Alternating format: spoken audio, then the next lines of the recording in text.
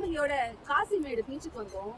சும்மா சண்டே ஜாலியாக காற்று வாங்கிட்டு போகலாம் அப்படின்ட்டு. பட் இங்கே ஒரு நியூஸ் ஒன்று சொன்னாங்க, மனசு ரொம்ப கஷ்டமாக போச்சு. 2 நாள் முன்னாடி 4 காலேஜ் ஸ்டூடெண்ட்ஸ் இங்கே கடலில் மாட்டி இறந்து போயிட்டு தான் சொன்னாங்க.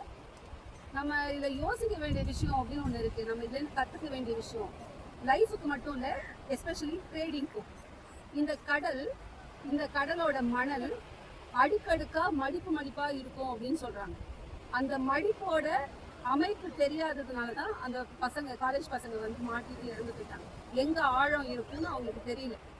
ஆனால் ட்ரேடிங்கில் நம்மளுக்கு சப்போர்ட் எங்கே, ரெசிஸ்டன்ஸ் எங்கன்னு பார்க்கறதுக்கு ஹிஸ்டாரிக்கல் சார்ட்ஸ் ரொம்ப உதவியாக இருக்குது. இங்கே அனுபவப்பட்டவங்க இந்த மாதிரி மாட்டிக்கிறதுல ட்ரேடிங்லையுமே நீங்கள் சரியான சப்போர்ட் அண்ட் ரெசிஸ்டன்ஸை கண்டுபிடிச்சிட்டு அதுக்கப்புறம் களத்தில் இறங்கினீங்கன்னா நீங்களும் மாட்டிக்காமல் வெளியே முடியும்.